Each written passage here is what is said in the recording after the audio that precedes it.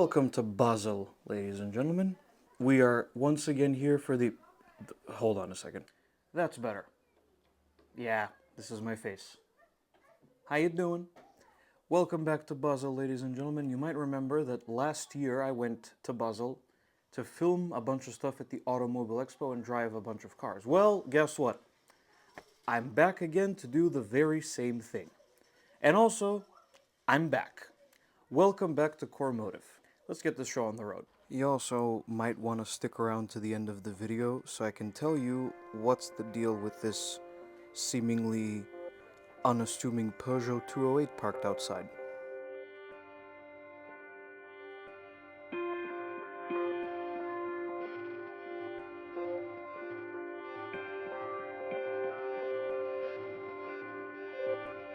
First thing that was waiting for us outside the show was the Porsche stand and the new electric Macan, shown here in the regular Macan 4 guise. While I was not sure about the look in the photos, I actually kinda dig the look in real life, especially on the turbo model, which you can see here. The regular Macan 4 has 408 horsepower and promises up to 612 kilometers of driving range, whereas the turbo has 639 horsepower and promises up to 590 kilometers of electric range.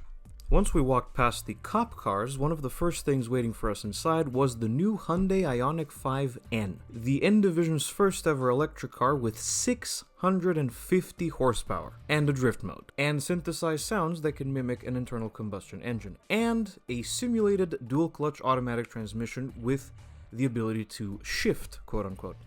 This thing looks fantastic in real life. I already love the look of the Ioniq 5 as it is, and in the N package, it looks brilliant. The only thing that's missing, sadly, is the Hero blue color, but the silver is nice too. Also here was the new Hyundai Santa Fe. This car has been getting a lot of flack for the way it looks and that it's a copy of Land Rover and all this other crap that I've been hearing. I personally think that it looks brilliant and super brave. Naturally, for this generation, there's no more V6 or diesel power, but there is hybrid power and there's this gorgeous interior paired with a really cool, interesting exterior design. Can't wait to drive this thing. Also, this year at the show, there was a brand that wasn't here last year. Genesis. Last year, Genesis opened their first dealership in Basel right after I attended the show, so in mid-September. And these Genesis cars are spectacular. Like, I'd already seen the GV60 before at the dealer, but this was the first time I saw the G90 and the GV70, and my goodness, they are amazing. I can't wait to drive them as well. And this is where things take a slight turn. For those of you that don't know, I have a good amount of social anxiety, and I was finding it a bit difficult to start commenting on these cars live and making silly jokes. After this point, I started to gain a little bit of confidence. And now I ask, ladies and gents, what happens when a total weirdo with social anxiety films and does live commentary at an auto show? Well, here are some of the highlights. Enjoy. Classic muscle cars. I don't know if you heard that. My mics aren't plugged in, but it's a Shelby. Welcome to Europe, where you'll have to pay 40 grand for a Civic. Look at this interior trim on the Mazda CX-80. Ooh, lovely. Color as well, it's crazy. This is the Mazda CX-80. It's a 3-row version of the CX-60 that you're probably familiar with. I drove that last year. I have a soft spot for these things. Facelift looks great. Passat, available exclusively as a wagon. It looks a bit better in the flesh, but the wheels are too small. Currently inside the new Skoda Superb, and it really is superb. Smart dials. This is nice. It's a Mitsubishi Starion, the first time I've seen one in real life. It's not a wide body, but it's really cool. And an MGB. I love this so much. We have the pride and joy of Macedonia. That's the new AMG GT, designed by a Macedonian gentleman. That means 280 horsepower and the new dashboard and the new parking brake and the new automatic transmission. Looks great. I've always loved the GIRs. Mustang Dark Horse.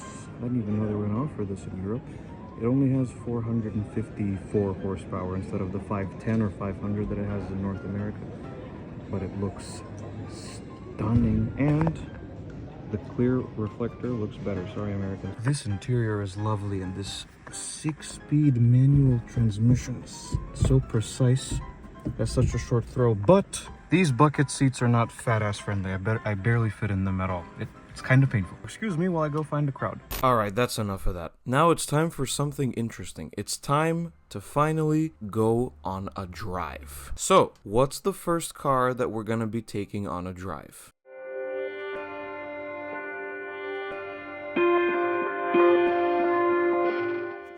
So, the first order of business is the new Skoda Superb.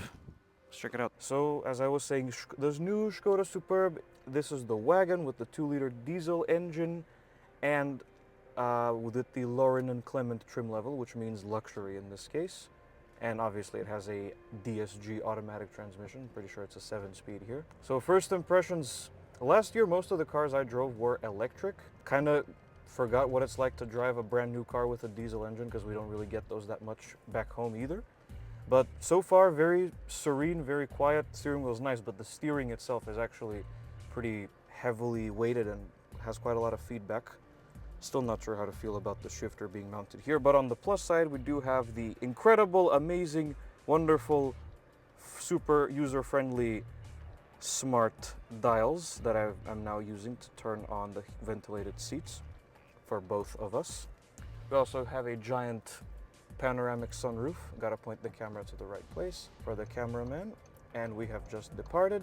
So it's the same basic route as last year, no more than 20 minutes and only town driving. The same disclaimer I put out in last year's video also applies here. Because the automakers couldn't bring 50 of each car to this show, and because the show is catered to hundreds of potential customers and not just one loser from Macedonia and his dad, I only had about 30 minutes with each car.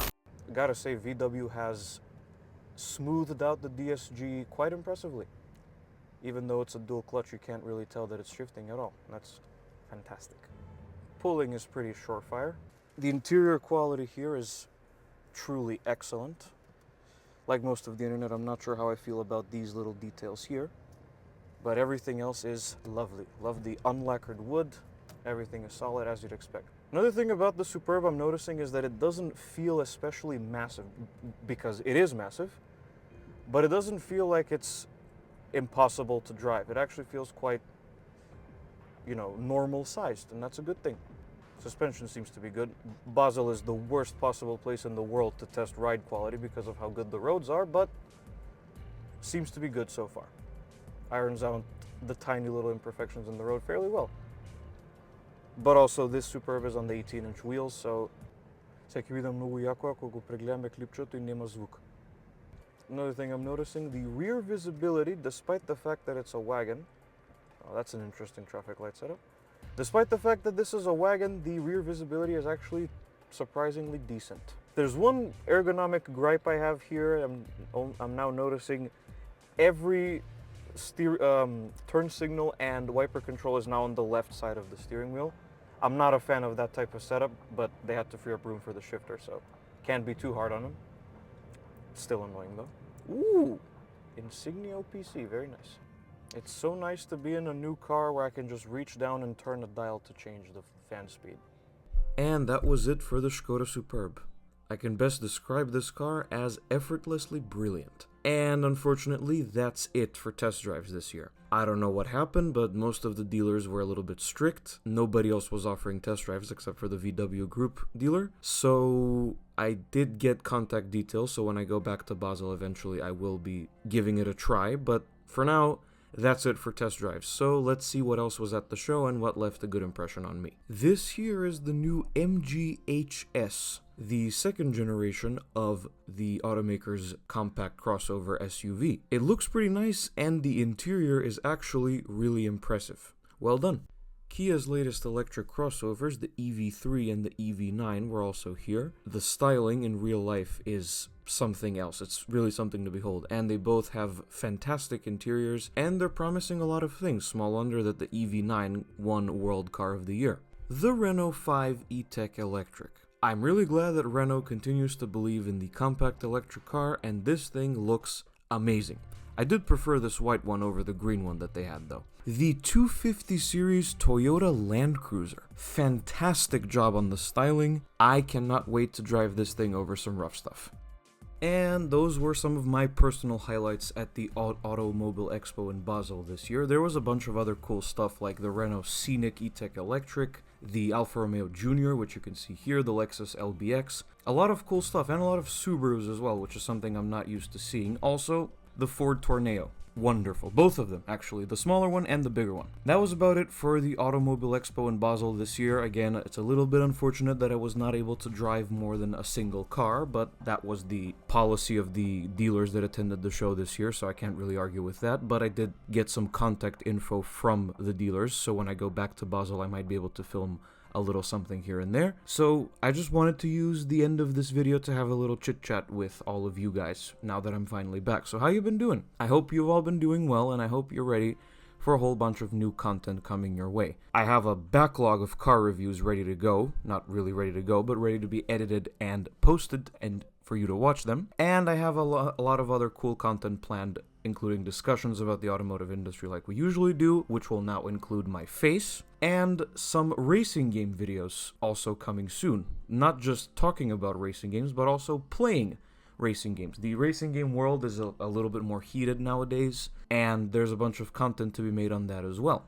As for the Peugeot 208 you saw at the beginning of the video, well, we bought it. That is our car, and we're going to be importing it to Macedonia, and once it gets here, I'm going to tell you exactly what is going to be done with it. Not because I want to keep you waiting, but because we still haven't decided yet whether we're going to sell it, like flip it, or keep it and sell the others, because the C6 is going to be sold either way, because it has basically ruined my life. Full video on that coming soon as well. I know a lot of you have been waiting for an update on the C6, which is, I never thought I would say this sentence, but actually, a lot of people are waiting for an update on the Citroen C6, so I really appreciate that, and you will get that update very soon, and maybe even a video on the Audi TT Oakley, once the multitude of issues have been sorted with it, because it has a lot of issues right now, and a video on the Volkswagen Up as well. Sorry about the construction noises outside, by the way, there's not a whole lot I can do about that. So yeah, that's it for Automobile Basel for this year. It's good to be back, and I will see you guys soon with all the new content that I just told you about. And one last thing I want to say, thank you for the continued support on all of these videos. You rock. I'll see you soon. Goodbye.